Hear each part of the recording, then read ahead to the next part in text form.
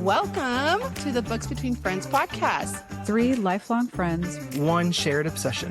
Books. From epic fantasy to page-turning thrillers. We dive into the stories we love And the ones we just can't stop talking about. So take a seat, Grab a drink, and get cozy. Hey, book friends, how are we doing? How was your weekend and week so far? For me, I finally went to go see the Odyssey this past weekend. Yay! Yay! It was so good, you guys. Like, so good. I went to go see it with my sister and my sister-in-law, and me and my sister-in-law were like familiar with the Greek mythology, but my sister wasn't. So we were like explaining like, this is gonna happen, or like, that's when this happened. And she was just like, Yeah. I'm just here for the vibes. And all the great actors on it, like, holy crap, there's It was so so many good. good people on there. It was really good. And I finally caught up to the new Ted Lasso season.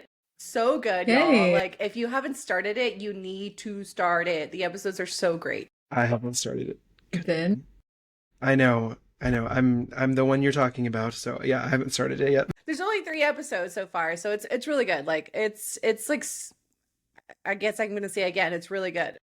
Okay. Well, I haven't even seen the last episode of the last season because I was like, I didn't want it to be over. you didn't want it to end. Yeah, Oh. Yeah, and so Well, now you have 4 But- episodes to catch up on. yes, I'm ready. I'm ready. I am really upset that we don't have Jamie Tart, but you know, it is what it is. Yeah. What about you guys? I think I texted you guys about this, but we watched The Sheep Detectives this weekend. Oh, yeah. And Love it. I'm going to keep harping about this. I've been telling people at work too, like, it's so good. And I'll be honest, I'm like a black heart. I never cry in movies. Not never, but I rarely cry in movies. Blackheart. I cried multiple times in this movie, and I went No into way. it thinking this is going to be so corny, but whatever. We had nothing else to do on a Saturday afternoon, and I loved it. Oh my god! Aw. Like, Hey. honestly, one of the best movies I've seen this year, and that's saying a lot. Really? 'cause Okay. It's been a big movie year. That is Yeah. saying a lot. It has been Holy crap. such a good movie year. It has been so good. Like, yeah. So I'm excited about that because I saw it and I was like, oh, that looks so good. I want to see it. So Yeah, per your recommendation, we'll watch it. please I do. You I will I'll not watch regret it this it. weekend. I'll watch it this weekend. I can't watch it this weekend because I'll be seeing Spider-Man. I'm so upset. I need to go watch it. My brother went to go see it. He was just like, "You're gonna love this one." But he still thinks that No Way Home is his favorite. Okay. Yeah. I think probably the same for me too, just because but I'm just gonna love this one anyway because it's that much closer for us to Doomsday, and I I'm know. so ready for Avengers Doomsday. Like, Have you seen the recent trailer for that? It was phenomenal. does a bear shit in the holy woods? Like, are you kidding? Very true. Yeah, so I'm ready for that. But this past weekend for me, Nick and I went to go see my parents, Okay. and that was so nice. Like, it was just kind of a nice Yay. refresh. Like, we got to just chill and kind of it's not unplugged, but it was just very Sure. like we were all just chilling. And my dad, he loves to grill, and so he grilled like this Nice. whole feast for us. We had steak, sausage, chicken, Wow. baked Oh my potatoes. gosh. Amazing. It was, and I made I'm jealous. I was Yeah. like, let me chip in here. I'll make some smothered, or some onions and mushrooms to smother the steak, and then that'll be my Ooh, contribution. ooh, That's that a sounds really great good. contribution, though. It was, and it Yeah. was delicious. But yes, we just got to just chill, and it was very, very nice. Especially awesome. considering last week was the first week of back to school, Yeah. and so I was like, Oh, yeah. "Whew, I need a breather." So Yeah. it was, Yeah. it was I nice. bet. Already a weekend, and I need a breather. I'm telling you. All right, book friends, welcome back. This is our final episode of our Red Rising deep dive. Not only am I really excited, but I'm actually really sad because this was such a great book to talk about. So, Yeah. before we get started, I'm going to pass it over to Ethan for our standard PSA. Okay, yes. So before we get started, y'all, a quick spoiler warning. If you're listening to this episode, we're assuming you finished reading all of Red Rising, because we'll definitely be diving into spoilers if you haven't throughout today's discussion. So if you haven't had a chance to read yet, go finish the whole book and then jump right back here, and we'll be here waiting for you. And before we jump in, if you're enjoying hanging out with us each week, we'd love for you to help support the show. If you're watching on YouTube, be sure to like this video and subscribe so you don't miss the rest of our Red Rising series or any of our future book discussions. And if you're listening on Apple Podcasts, we'd be so grateful if you left us a quick rating and review. It really helps more book lovers discover the show, and it's one of the best ways you can help our little bookish community continue to grow. We read every review, and we genuinely love hearing what you're enjoying. Yes, please. All right. So before we jump into our 3-2-1 discussion today, here's a quick recap of how Red Rising ended, you guys. Woo. Okay. So in chapter 34, we pick back up after Cassius leaves Darrow for dead, and we finally learned that Mustang found him and saved his life. She hides him away in a cave and nurses him back to health, and during their time together, Darrow begins rethinking everything that went wrong with House Mars. Instead of ruling through fear or forcing people to follow him, Darrow decides to build something different, an army made up of people who actually choose to follow him. He and Mustang begin recruiting oathbreakers and freeing enslaved students from the other houses. Their numbers grow quickly, and along the way, they reunite with Pax and eventually Severo, who has been surviving and causing plenty of chaos on his own. Darrow's reputation grows with them, and the name Reaper begins to mean something very different around the Institute.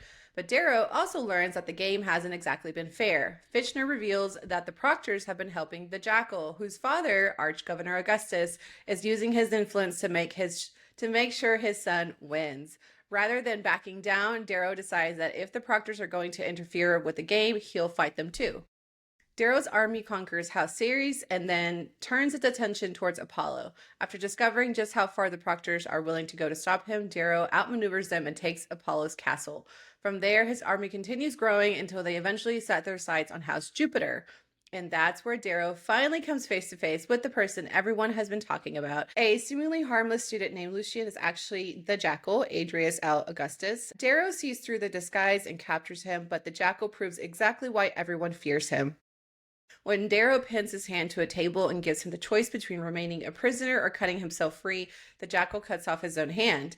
Chaos breaks out and the Jackal escapes with help from the Proctors. But that escape comes at an enormous cost. When the Jackal goes after Darrow, Pax sacrifices himself to save him and is killed. Pax's death pushes Darrow even further. At this point, he's no longer willing to simply play the Institute's game. So he changes the game entirely. Darrow and the Howlers turn their attention towards Olympus itself after Apollo tells Darrow that they have Mustang, taking the fight directly to the Proctors, who have been manipulating everything from above. They steal their technology, storm Olympus, and begin capturing the very people who were supposed to be untouchable. And while all of this is happening, Darrow learns one more massive secret, you guys. Mustang is Virginia, the Jackal's twin sister and the Arch-Governor's daughter. Suddenly, Darrow has no idea where her loyalty lies, but Mustang ultimately makes her choice. She returns to Darrow with the Jackal captured and bound, proving that she chose Darrow over her own brother. And just like that, the game is over. Darrow has won the Institute, but his victory gives him something even more valuable than the title of Primus. It gives him access to the highest levels of gold society. When Arch-Governor Nero offers Darrow a position as one of his lancers, Darrow accepts, putting himself directly beside the man whose power helped destroy Io and whose family sits at the very heart of the society. Darrow entered the Institute pretending to be a gold so he could infiltrate their world. He leaves it as one of their rising stars. And now, for the first time, the Sons of Ares have someone on the inside. All right, you guys, let's get into our 3, 2, 1. Take a breath, Jen. Take a breath. That was a lot. That was Did crazy. you guys imagine that this was going to happen whenever we were reading this? Like, did y'all even think that this was the conclusion of the story? No, right? No. Yeah. There were so many huge reveals that I didn't Yeah. see coming. Exactly. Yep. There And I were was some just- things that I saw, but actually going to Mount Olympus, I did not see. Yeah. I know. I was like, you are actually going after the Proctors, the people that you're not supposed to attack or go after. Like, Right. it was Yeah. ridiculous. Like, the amount of cojones Darrow has. Got some huevos. Yep. He went crazy. That was so cool. Okay, so let's get started with our 3, 2, 1. Just a reminder, you guys, our first thing is 3 things that stuck out to us. So, Steph, why don't you get us started? Okay, so I'm going to start with in chapter 34, Fishner gave Darrow a lot of inside information. Like this conversation was huge. I think I listened to it 3 times to make sure I got all the notes. Mm-hmm. So I'm not sure if he was supposed to share it with him. Like, clearly not. But, like the Proctors are just playing their own game. Like, they Yeah. don't even care about the rules. But he told them about the Archgovernor bribing the Proctors to help the Jackal win Primus, and about the nanocams on their rings, which is how everybody is watching the footage. That was big. Yeah. And then he also gave Darrow back his Pegasus and the Humanthus Blossom. And then he told him that his friends have not forsaken him. So that was the point in the conversation, or like the reveal, that really stuck out to me and that I want to talk about. Assuming his friends that he's talking about is referring to the Sons of Ares. Mhm. This is making me think that Fitchner is part of them, or either a sympathetic gold, or he's also a red in disguise. What did you guys think of that? I was very curious to find out who the friends were too. So like he obviously emphasized that part when he gave it back, because I thought maybe he was talking about friends in the Institute, because didn't he lose that Pegasus right before the passage? Yeah, they took everything. Well, basically, they kidnapped them from Right. their dorm From their rooms, rooms, and then Right. and they didn't have time to like pack all of their things, so he left it behind. So in my mind, I was thinking that. I was thinking about what happened with the Pegasus originally. I was like, who took it from the Institute? And are there more people maybe on Darrow's side than we know already inside the Institutes? And like, not even thinking about the Sons of Ares. I was thinking more so like the goal's already in. Are there people helping him as well? Like, that's what I was thinking. I don't know. Okay. Yeah, my first thought was Sons of Ares, like those are the friends, because the Pegasus and the Humanthus Blossom specifically was gifted to him by Matteo before he Right. left for the Institute. Right. Yeah. Yeah. So I could see this going a couple of different ways, right? Like I don't know that I immediately thought, like, that's where my mind wanted to go, that we were talking about the Sons of Ares, like, hello, Fitchner, Okay. like I see you in a different light. Mm-hmm. Okay. But I could see him actually being part of it, maybe like a. So what I could see actually this causing strife between Fitchner and Darrow in the future, because now Okay. what we learned at the end of this is that Severo overheard some kind of conversation with Darrow using the word, bloody damn. Uh-huh. And so I could see that causing strife between Fitchner and Darrow. Like, you know what? Do what you need to do, but leave my son out of it. Mm-hmm. And Which so was a great I don't. reveal as well, by the way. Like the fact that Severo Yeah. and Fitchner are related. I don't know if we talked about Absolutely. We Oh my haven't God. yet, and Yeah, I'm so sure many we will. reveals. So many reveals that it's hard to, like, to pick and choose which ones we're going Yeah. to talk about, because there were so many. that. I know. So yeah, I could see that causing strife, or it Okay. could have just been a red herring. Like I didn't Okay. know how to feel about it, honestly. Yeah. Okay. It was Well, just subtly thrown in there. Speaking of which, that leads me into my second point, which is in chapter 41, just before Darrow killed Apollo, he kind of blew his cover by using bloody damn instead of gory damn, which is the gold term. Mm-hmm. When they stormed Olympus, they took the footage from the nanocams, and then later, several told Darrow that the audio was scrambled during that moment, so you couldn't hear what Darrow said to Apollo before killing him, and so he deleted that last line that he said to him. This also made me start to wonder about Severo being a part of the Sons of Ares, because, like we just mentioned in chapter 39, Darrow realizes that Fitchner is Severo's dad. So that just made me immediately connect the dots, because I was already thinking Fitchner was part of the Sons of Ares. It would make sense, at least in my head, that means his son is too. Yeah. So we don't think of Severo possibly being part of the Sons of Ares. See, so when I read that part, I did not think Severo was part of the Son of Ares. I thought Severo is just that loyal to Darrow. Like, I think he loves Darrow. Okay. He will do anything to protect Darrow. And like this slip up of his, he was just like, I got to cover that up for him because, potentially he knows what could happen because he's a gold, right? That's where my mind went. Like, I think that in Sevro's eyes, Darrow can do no wrong, and he's going to do anything to protect him. So I didn't even think about the fact that he could even be part of the Son of Ares, just because like we really don't know that much about the Son of Ares. Like we don't know who's all Yeah. part of it. We don't know how much they've infiltrated. I mean, we didn't even know about Titus. Look how far that went. Right. So like that's not where my mind went. My mind went to like he is just straight up loyal to this dude, and I love it. Okay.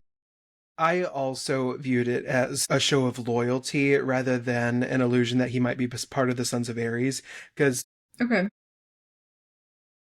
it seems that Fitchner's wanting to be very protective of his son, like kind of Mhm. earn his own way, so to speak. And so I think the way I've seen, or the way I've interpreted Fitchner's character, is that he would want to kind of distance that, if he is in fact part of Sons. We don't know for sure, but if Right. he is part of the Sons of Ares, that he would distance himself from his son from it. So yeah, Okay. I saw it as an act of loyalty, and also because it mentioned that Severo treats him a little differently at the end. He's not Yeah. as warm or as open with him. He seems a little closed off. And so Mhm. I think it's also showing that he's giving him a little bit of a side eye. Like, who are you really? Okay. Okay. So, yeah. So he's Okay. starting to kind of like figure out maybe what's happening, but it doesn't matter because Mhm. he's still loyal to him. He just wants to know the truth, I'm Right. sure. Okay. Yeah. Cool. And then my third point, well, for my third point, I just want to pat myself on the back here Good job. You did call for it. my prediction from last time that Darrow would end up in the Arch Governor's good graces, Mhm. because that's exactly how it ended. However, I didn't see it coming that Mustang would also be the Arch Governor's daughter. Huge reveal. That was such a fun twist. Probably my favorite in the series, because as soon as he found out, Darrow thought that he had just like made the biggest mistake by sending her after the jackal. But, you know, I'm just so glad that she actually didn't betray him and that she did remain loyal to him. But I wonder, with her being the Arch Governor's daughter, if she finds out about Darrow being an undercover Red, would she go so far as to betray her own dad? Like, that worries me now that they're so close, you know? Yeah. No. First of all, good job for the prediction because Thank I you. mean, that would be like obviously now that we read it, we're like, well, duh, that makes sense, right? But when you're reading it before, you don't know what's going to happen in the end. But yes, like Darrow's ready to fuck some shit up. Right. I agree with the Mustang thing. I'm very weary about that. And I want to Mhm. say like that's one of my later points, but I don't know what to think of Mustang because I really like her. I really do. Like Yeah. I think that she is great for Darrow, but I don't know how far loyalty lies within the family because like a lot of the times Right. blood, what is it? What is that saying? Blood is thicker than no, Blood's thicker than water. right? Yeah. Mhm. Blood is thicker than water. And that means like family ties, right? Family first. Yeah. Yeah. Yeah, yeah. So like to Yeah. me, that's kind of what I'm thinking. Like these goals kind of seem to go off of that. Like family names mean a lot. So I'm Mhm. scared to see what's gonna happen with this like alliance. I know. Yes. We definitely need more context for the relationship between she and her father, Mm-hmm. Right. because obviously, like, shouldn't care about her brother. Yeah. Clearly. Like, shouldn't care about him. But is that because dad asked her to be that way? To be ruthless? Like, is she just as ruthless as her father? Or is it because she's that loyal to Darrow? Like, that's the question that we're really asking here. And only time will tell, only more Right. book will tell. Well, also too, like it makes me think. Obviously, you saw or we saw Augustus put in so many resources and so much manipulation into trying to get the Mhm. jackal in lead, and like probably didn't even do anything to help Mustang out. Like Doesn't seem already like he did. already dismissed her and just wanted to focus Yeah. on her son or his son. So I'm wondering if like maybe this is just a way to get back at dad for what he did. You know? Right. Right. It's like F you should have picked me. No. Yeah. Or if it's all a ploy, the only way that makes sense if this is all planned is if they already suspect Darrow not being who he truly is. What do you mean? Okay. Or if they suspect him of being something that he's not. That's what I meant. Like if they suspect that something is weird or off about Darrow. Yeah. That's the only so they're way kind that of like allowing him to get this far only to like cut him down. Yeah. Yeah. I see. Okay. Yeah. Scary. Yes. Okay. So I guess that goes into my three things rather easily. I absolutely loved this race to the end, like this big push to the end. Yeah. The first thing that stood out to me was just how fast paced this whole last section was. And I absolutely devoured it. As soon as I started reading this last part, I did not put it down. I may have put it down to eat, but other than that, like I finished pretty much same day. Yeah. Yeah. Yeah. And it really made my like nerdy heart happy because it was giving a little bit of the board game Risk, because Risk is, total world domination, and he and Mustang are just taken over left and right, and they do it so cleverly by taking over Oathbreakers and the enslaved and giving them new purpose and like empowering them and encouraging them. I'm like, yes, what a great read. Like I felt like, yes, I want to join you, even though I would never last a day. I'll join you. Like, let me earn my wolf pelt, You would be the cook of the tribe. You would. I could That's cook. True. Yes. You are. Yeah, we know that Darrow values that. So enchiladas, anyone? Like, hell yeah. No, I loved it too. Like, so I was in a weird funk right before this last ending. And I remember Stephanie texted me. I think she texted both those. She's like, wow, that ending was amazing. And I just did not want to pick it up. Like, I don't know if it was just because like I was in a funk and I just didn't feel like reading, or if it was because I was scared of what the ending would be after the last chapter had Darrow almost dead. Like, but maybe a little of both. Right. I think it was just a little mix of both. Yeah. I was a little scared of how this book was going to end, but like Ethan, I could not put it down the minute I picked it up. I was like, holy crap, this is so much happening chapter after chapter. It was so good. And I agree with you, Ethan, like the whole Oathbreakers thing, like what a clever way to give others purpose, like you said. I love that like they took away the slave mark, and then it's like the minute that you get us a castle, then you earned your, your wolf pelts, like you were saying. So like loved the way that him and Mustang were basically, leading together. Yeah, it was great. Yeah. Okay. So that kind of leads into my second idea, is that the second thing that stood out to me was the fact that Darrow was placing a lot of trust in Mustang. And so much so that I was reading this, I was like, the sigil that is given out, it's not Mars, it's Minerva. Mm-hmm. And so I was like, so what's keeping her at the end, right at the end, when you're ready to make your big play to oust you and take over, and she becomes, the winner of the Institute. You can't tell me that it did not cross his mind at some point. This guy that's pulling all these elaborate schemes. Yeah. That, there are certainly a lot of House Minerva here all of a sudden. Yeah. So I don't know.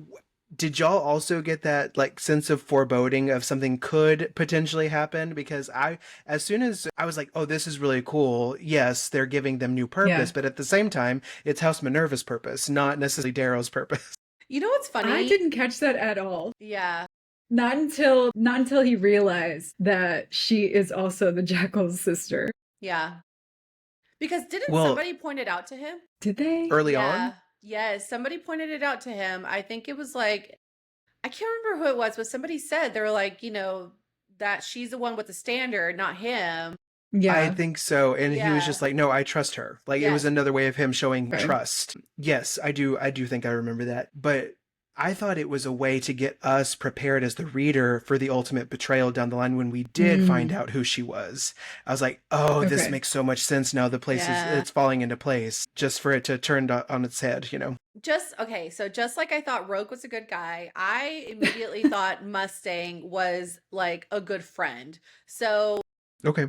Whenever she saved him, I figured, he saved her whenever he didn't point her out, whenever they were hunting her. And then again, so she goes and saves him. So to me, like returning the favor. Right. Like to me, that built a mutual trust. Like me, maybe I'm naive. I don't know. But like if somebody did that to me where they saved my life, I'm going to put my trust in you. It's like you did a lot to make sure I didn't die. So I trust you. Yeah. I honestly never questioned her. Me neither. Like I Yeah. said, until that moment when he found out her true identity. So Yeah. crazy. Yeah. I know when that happened, I was like, oh, shit. I'm questioning everyone Of course. always, just Yeah. because, As you should. like, Yeah. I mean, it's just like learning now. This is another opportunity where it could feel very much like the rug was pulled out from under us, learning that, just this rando was the jackal all of a sudden. And I'm like, oh, okay, well, like, you're the jackal. No, that's not as exciting to read, I guess, like in the moment. But then learning how weird and twisted he is to cut off his own hand. He's weird. The jackal's Yuck. weird. Yeah. Yeah. And so I was like, oh, okay, never mind. This is a Yeah. good payoff to learn, who you actually are. Yeah. But yeah, Crazy. I don't know, like, just for those reasons, like, I just can't let anyone slide, and I never feel comfortable with anyone, Yeah. You never feel comfortable saying that's a good friendship right there. Right? Yeah. Yeah. No, not in books. Not in books. I trust you. I trust. Oh, no, I mean, it is like with how many twists we got in this book, like it's safe to say that you're right, Ethan. We can't Yeah. we cannot put our trust into people. I mean, Titus being a red, Yeah, that was crazy. Yeah. Okay. So my last point is I savored the fear that Darrow was instilling in Cassius. Like, I was here for it every second. And I'm wondering, there's a lot of books, or there's a lot of book left to read, with 2 and 3 in this trilogy. That I'm wondering if Cassius might be endeared to us in the future, just because we can see how this is going to go here at the end. I'm wondering, at least we're going to get more to Cassius's story, Yeah. But the way he was just strategically using his sign of the Reaper to just let Cassius know, I'm still here. Like, you didn't finish the job, and I'm coming for you. Yeah. It sent chills when I read it. Like, when they infiltrated House Ares, Mars, not Ares. But when they infiltrated House Mars and he like carved and then it was burning in the background, I was like, oh yes, I know. So yes. good. And it was almost bat signal like, because it does instill that fear in some, but in others it was very much a sign of hope. And I loved that juxtaposition. It was so great. I was like, I'm here for all of this, and I was just reading page after page. It was great. Yeah, that was actually one of my points too. So I put that I absolutely loved that he was carving the sling blade all over House Mars. And I laughed. I actually laughed when I was like reading it. I like cackled. I'm like, yes, like the Reaper is just here. Yeah. It was like, and the way that he got in was so good too, because they were using slaves to keep watch over House Mars while everybody else slept. And Darrow, now knowing that slaves are only so loyal as slaves, he used that and manipulated them to allow him to just easily walk right in. Yeah. That was so good. Yeah. I loved it too, Ethan. And like, he even mentioned that specifically, that they were exercising restraint this whole time, but and just very strategically and nuanced, like using the sling blade symbol. And I was like, oh, it's like those moments when we would sign yearbooks, or when you see bathroom graffiti, like so and so was here. Exactly. Yeah. And that's what it was. Yeah. The Reaper was here. Yeah. Yeah. That's so good. Okay. So that was my first point, was the same thing you were talking about. I just love the symbolism here, and I can't wait to see how that carries into books 2 and 3, or really the rest of the series, because I'm sure it's going to be a whole thing. Because you guys have seen the cover of book 3, right? Oh yeah, it's the sickle. Yeah. So or sling blade, whatever. The sling blade. Okay, so my second point is Darrow storming Olympus for Mustang specifically. So I know that he was pretty pissed off about like the Proctors being involved, and I know he was like trying to get rid of Apollo by like taking over his house so that Apollo would leave. So like he was trying to be strategic about the way he got rid of the Proctors, but the minute they took Mustang, he was like, all bets are off. Fuck all of you guys. Like, I'm coming after all of you. Like, I loved it. We are storming Olympus. That was great. Literally, like, what a statement. I'm storming Mount Olympus. Yes. Yeah. For this girl, you guys. Like, go get your woman. Yeah, for this freaking girl. So, like, I also loved that, like, the rest of his tribe, they were like, okay, what next? And he's like, we're going for Olympus. And they're like, yes. Yeah. No question. No, like, are you sure? That's kind of crazy. Yeah, no, exactly. straight to it. Yeah. no. Yeah. No, No, none that of that. That They would were be like, my yes. reaction. Yeah. So Ethan definitely called this whole little like romantic involvement. So like I Yeah. predicted that there was going to be an alliance, but Ethan was like, I think there's more to it. So you were right. Absolutely love it. My romance heart is eating it up. Like I was so for this. I'm like, I want a guy to storm Olympus for me. Like, come on now. And then the other thing I was thinking about was like, it felt like everything kind of happened so quickly between them. So it literally went from Yeah. them being, enemies and trying to win Primus and all this stuff, right? To being together and forming this alliance and then forming like this whole army. And then I was thinking about like, how long have they been there? So at one point, he mentions he's 18 already.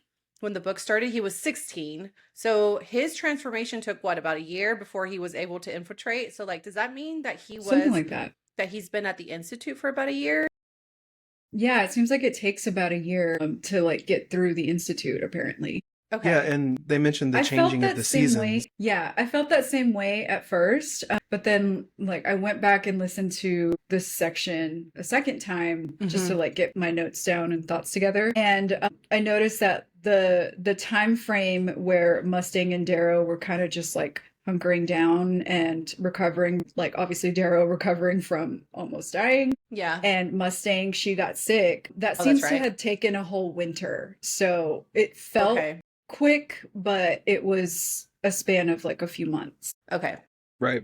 Okay. Well, either way, they seem to really trust and care for each other. Mustang seems to be different from the other golds, and it's been honestly refreshing to read. So, like, I never questioned Mustang at all. I'm just loving Mustang and Darrow. She's sort of the one that keeps Darrow focused on the goal, which is, achieving Eo's dream, especially when he starts to get really angry and kind of loses focus of that. Like, she seems to kind of like ground him, and I love that about it. But yeah, like I said, my little romance heart over here was full, and I was definitely squealing. Darrow was angry about Mustang being taken, and I just absolutely love that scene. It was great. Yeah. That was a really great scene, and so much happens in that so quickly. You're like, Oh my oh, God. what did you just do, Darrow? What did you? Oh my God! Yeah. My mind was blown. Yeah. Yeah, it was crazy. Well, my second point actually is kind of tied to this because before he even gets to Olympus, he kills Apollo. And Yeah. that was also freaking insane, you guys. Like, obviously, we've already kind of talked about the Proctors' involvement in all of this. And like, a shout out to freaking Fincher for letting us know that, or letting us know, letting Darrow know what's going on to kind of help him, Yeah. So kudos to him for doing that. But I just honestly, I loved it. I love that he faced off against Apollo and he didn't take a shit because like Apollo tried to kill him twice, I think, after like trying to warn him. But I thought it was funny that Fincher told him so that he could like back down and like leave the Proctors to their scheming. And it did like have the complete opposite of He's like, so what you're telling me? It did. Exactly, yeah. Yeah. I was like, he was trying to tell him like, listen, you're well liked, you're gonna have a good future, just stand down and get through this, and if you survive, you'll have like a good apprenticeship or something. And he was like, actually no, that's scratch not that. what I want. Yeah, we're gonna win this thing. It was crazy. So that actually reminds me, when I was reading this, I was really thinking about who he reminds me of, and he reminds me of Carl from Dungeon Crawler Carl. And they fuck you all. You will not break me. Exactly. They both want to burn it all down. Like they're not just satisfied with playing the game. They want more, you guys. And I freaking love it. So I cannot wait to see what other things Darrow does. Cause like, holy shit. Yeah. Yeah. Okay. So that was our 3 things, you guys. Let's move on to our 2 character moments. Steph, why don't you start us off? Sure. So my first one is in chapter 34, when Darrow woke up in the cave with Mustang. She told Darrow something that I think really stuck with him for the rest of the book and helped him ultimately win Primus. So she said, you have to remember, people don't like being told what to do. You can treat your friends like servants and they'll love you, but you tell them they're servants and they'll kill you. So this, I think, is what made him realize how he could rise again, even though the Proctors were refusing to give him Primus and, Cassius betrayed him and almost killed him. But, like we just talked about earlier, the way that they were able to rally an army by, bringing the Oathbreakers over to their side, freeing other slaves, and giving them back their autonomy and choice to follow them instead of enslaving them, really made their army a lot more loyal than anybody else's army. And it made it easier for them to work as a unit to, win ultimately. Yeah, because half the time he didn't even have to attack the different houses. Like he literally just went up to the slaves, took them, and then he was able to infiltrate. Like he didn't even have to fight that hard. It was so good. Yeah. Like so simple, but like just perfect. Perspective, you guys. It's all about perspective. Yeah. Exactly. And honestly, if that interaction hadn't happened and he hadn't made that connection in his head, I think he probably would have like given up and done like what Fitchner was trying to make him do and just hunker down and survive and see what he ended up with, Well, he wanted to give up after he almost died. I mean, he even said, he was like, I just want my mom. He was ready to. Crying. Like he was crying and everything. Like it was crazy. I know. Yeah. What this made me think is that this could be the thread that becomes, if they do, or if they are successful and they burn everything to the ground, they need to build something back up. Yeah. And this could be the thread for their new way of governing and their new way of leading, like this idea, and which would make Mustang very important in the future, whether she's being genuine or duplicitous here or not. Like this idea is going to stick with Darrow. And because right now what we see is it's truly whoever's here at the top that they're the ones leading, and whatever they say goes, because we can see that with the Proctors being involved. Like, like it's whoever's at the top. If I say jump, you jump. But this way it seems more democratic, the way she's talking about. And well, maybe not democratic. It's still a little bit of a authoritarian, but it's a new way of thinking, I should say. Yeah. And takes more people's feelings into account rather than just saying, no, this is the way it is. Yeah. Yeah. So for my second character moment, this was in chapter 36 after Taxus tried to rape that Ceres girl. Darrow sentenced him to 20 lashes. And after that, he turned around and told him to whip Darrow too. That moment, I think, was not only so poignant, but, also a turning point for Darrow in, this overall game. And I just loved what he said to everybody after he got whipped. He said, "You do not follow me because I'm the strongest, Pax is. You do not follow me because I'm the brightest, Mustang is. You follow me because you don't know where you're going. I do." I love that. So Such he's confidence. the visionary here. He obviously with Mustang's help, but he knows like what the grand plan is, or he has a vision for how they can win this thing, and nobody else can do this, and so he just positioned himself so well, not only as like their leader, but also prove to them like he is not going to do anything or ask them anything that he wouldn't turn around and do himself, So I think that's a lot more powerful than just like making people follow you through sheer force, Yeah. So yeah, I just thought it was such a great moment for Darrow. I also love that one of like his strengths as a leader is that he also sees the strengths in others, and he knows how to use that within like his army or his followers or whatever. I thought it was kind of funny. Like, I really love this moment, but I was on the edge of my seat wondering what he was going to do about this. Because, like, everybody wanted him to kill Cactus, right? Like, he wanted him to punish him or kill him off or whatever. And so I was wondering, I'm like, what is he going to do? What is he going to do to turn this around? And I did not even think that he was going to do this. Never would have crossed my mind to do that. No. But then somebody also made a comment about it. They said, well, what's stopping them from doing something stupid just to see you get lashed again? Yeah. I was like, good point. What is stopping them from doing that, Yeah. How did I forget about this part? Like, until this is a great part.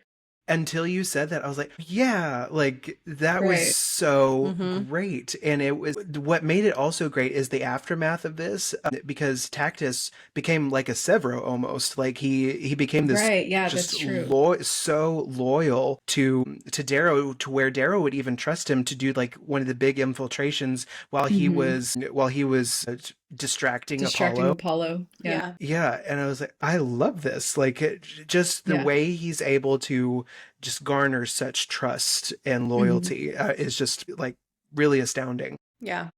Cool. All right. So, like I said, I can't really trust a single thing anymore. And so this Fair. ending, yeah, right? This ending was very exciting, but the characters I want to discuss in their moments are my biggest two question marks as far as trust goes. The first being Roke. And I know we're going to touch on him a little later too, so I won't say too much, but I'm cautiously issuing an apology to Roke. I'm still not certain I can trust him. He is a poet. He's poetic in his thinking and views things with a certain romanticism. So I could totally see him starving himself to endear him to Darrow. And to get Darrow to trust him. Like, he could totally be innocent. And if he is, like, I really am sorry, Roke. But also, like, I'm holding you at arm's length. Yeah. Because, I mean, the jackal cut his own hand off. So we see just how far golds are willing to go to get what they want. Yeah. And so, like, yeah, what do y'all feel about Roke? Okay, so he's actually one of my character moments too. So I'm just going to throw in what I wanted to say. Okay. I think he's a question mark still too. Like, I know what I said, that I thought that he was a friend. I don't think he was part of I don't think he was part of Antonia's team on betraying Darrow. Like, I don't think he was a part of that. Like, Antonia acted alone with her two people, because later we see them that they're crucified, you know, and it's the same three who betrayed Darrow also betrayed Cassius. So, like, I don't see Rogue being a part of that. But I also don't know what to think of Rogue, because where was he this entire time? It didn't get mentioned in the book. It didn't get mentioned what happened after Leah died. Like, was he hiding? Did they take him and he escaped? Like, there's really no mention. So even though I don't think he betrayed Darrow, I still don't know what to think about him. Yeah. Didn't he come up again when he finally took over House Mars? But he seemed to have been, like, enslaved somehow. He looked even though he starved. Was still part of House Mars. Yeah, he looked starved, and he even said, "Brother, I knew you'd come back, brother." But there was still no explanation as to where he was this entire time. Yeah. So I don't know. I mean, I agree with both of you guys about Roke. I still don't trust him. And I was also questioning, like, just what you said, Jen. Yeah. Where were you? What happened to you? Why couldn't they find him for, like, days after what happened with Leah? Yeah. So. Yeah. Okay, good. I'm glad I'm not alone. No. Yeah. Okay, then my biggest question mark is probably Mustang. I very much want to believe that they have this mutual trust and mutual respect with each other. I just don't know how I feel about her just going along with Darrow's plan this whole time, when she obviously had, well, not obviously, she may not have, but it would appear, you know, on surface level that she could have had the same access to help that her brother did. And so if that's true, if that could be true, then everything else comes into question for me. Yeah. We don't know the dynamics between Virginia and her father and brother. I mean, I guess we kind of know about her brother. She'd care less about him either way. But there could definitely be some hate between them, or at least a lack of allegiance on Mustang's side. But what if there is already, like I mentioned before, what if there's already some suspicion on Darrow and Virginia has been instructed to get close to him? You know, then again, there have been other moments where it seems like Mustang is actually listening to Darrow. I mean, especially after he saves her life, you know. Yeah. And then also when he calls out her outrage, you know, for some of the gold females being raped and victimized, you know, he calls her out saying, would you have the same amount of rage if it were a red? Yeah. And so it's moments like that that could be, you know, alluding to the fact that maybe she might be sympathetic in the future. And could be kind of a gateway. Yeah, so she's my other point too. Like, I just love this reveal. Sorry. No, it's okay. I loved this reveal. Like, Mustang and Rogue were, as you said, two question marks, and I 100% agree. With Mustang, I never doubted her. I'm telling you, like, I saw this like little romance growing, and in my heart, I'm like, they're just so meant for each other. Yay. But there was one tiny moment where I'm like, okay, could she betray Darrow? And that was when Finchner made a comment about Darrow falling into her trap. And so he didn't say Mhm. who, he just said the girl. And so of course I'm thinking Mustang, right? Because Assuming, yeah. yeah, because like that's who he's getting close to. So I'm like, oh crap, Mhm. like is Mustang really about to betray Darrow? That was the only time I ever had that doubt. Other than that, I'm like, she loves him. Like they love each other. I'm sorry, but they do. Yeah. And I can already see this like growing into more. So I loved the reveal. That was really my only thing that I was gonna like bring up, was that the reveal was great. The And reveal that, was great. yeah, Yeah. and that I didn't have any doubt in my heart that they were gonna like be together. Yeah. Well, for me, like I mentioned earlier with Mustang, I honestly also never doubted her until that last moment when Darrow found out who she actually is. Yeah. But like I was saying before in one of my three things, when I talked about Mustang and how far her loyalty would go if she finds out about Darrow being an undercover red, I do question that. And I am worried that she may not, continue to follow him if she finds out that information. That's a big lie. Yeah, that's huge. That's kind of a big Kind one. of a big lie. I mean, especially Yeah. if you take into account why he's there, like the reason he's there is to ruin the Gold's Your way of life. father and your Yeah. Their father. whole way of life. Yeah. Mhm. And take down Yeah. specifically her dad. Yeah.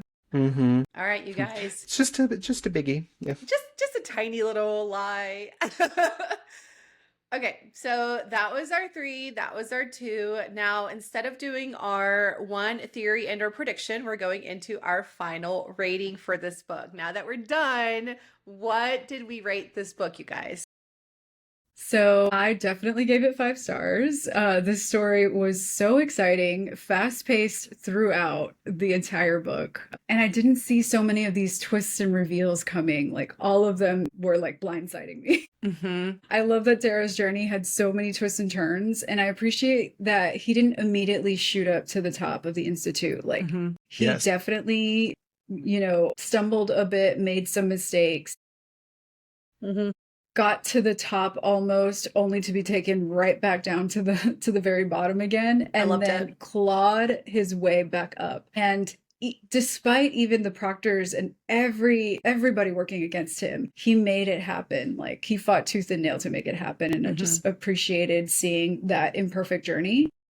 And so I can't imagine, if this is book 1, I can't imagine how the rest of the series is going to be. I can't wait to continue it I'm so and see excited.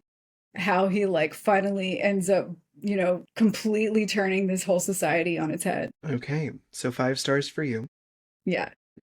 There were some parts of this book toward the beginning that I had to power through, I'll be honest. Mm-hmm. Simply because I didn't think we were going to be spending the whole book playing Biscayeth Hunger Games. Mm-hmm. But this, like I said, this last part of the book pushed this easily into 5-star territory for me. Mm-hmm. I absolutely loved this book, and I loved Darrow. I thought Darrow's wake-up call after being stabbed by Cassius and his journey to recovery was the most compelling part of his character arc. Mm-hmm. The way he took what Mustang was telling him to heart about leading, and thinking about that now, actually, if that is what she truly believes about leadership, it seems that she would be genuine in her trust with Darrow rather than being duplicitous, because I think it's obvious that that's not how her father leads. Right.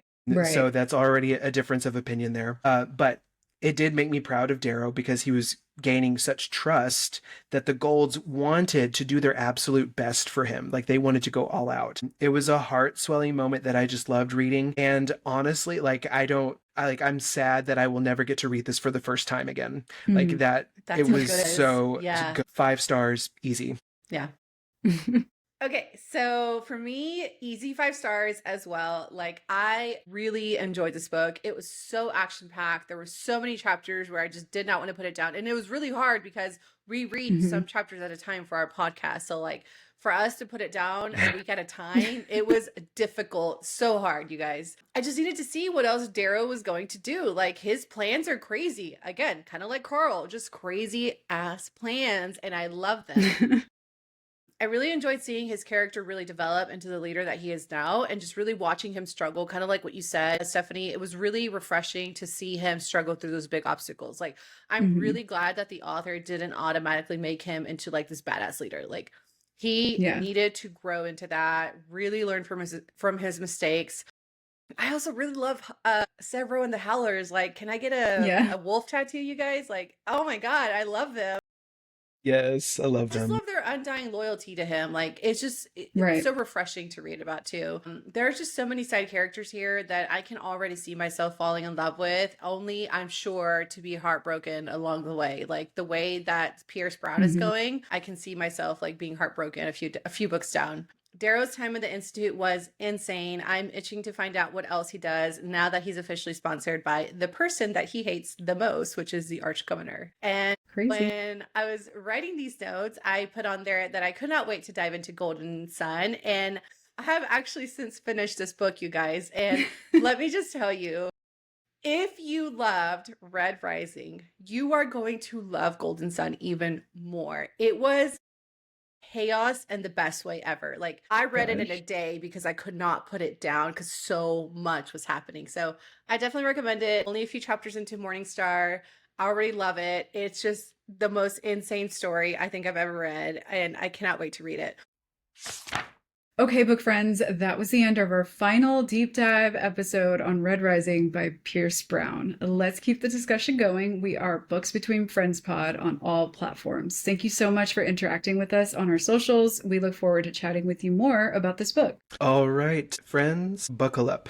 Because next time on Books Between Friends, we're leaving Mars behind and heading somewhere somehow even more complicated. Okay, welcome to Crescent City. We're kicking off our journey through the Massverse with House of Earth and Blood by Sarah J. Maas. And yes, you heard that correctly. The entire book, one episode. 800 pages, approximately 4,000 fantasy terms we're expected to remember.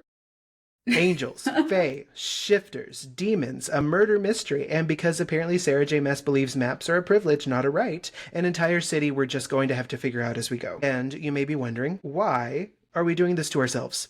Well, there is a reason. With ACOTAR Book 6 on the horizon, we're officially beginning our ramp up to its release, which means it's time to head back into the Massverse, refresh our memories, connect some dots, revisit some old theories, which we love to do, and probably create several completely unhinged new ones along the way, which we also love to do.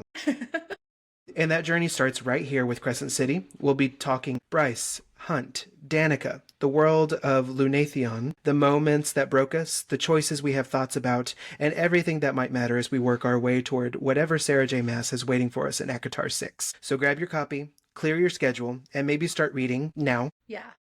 Because next time, we're taking on all of House of Earth and Blood. 800 pages, one episode. Godspeed, book friends. That's a wrap for Books Between Friends today. Thanks for listening, and we'll catch you in the next chapter.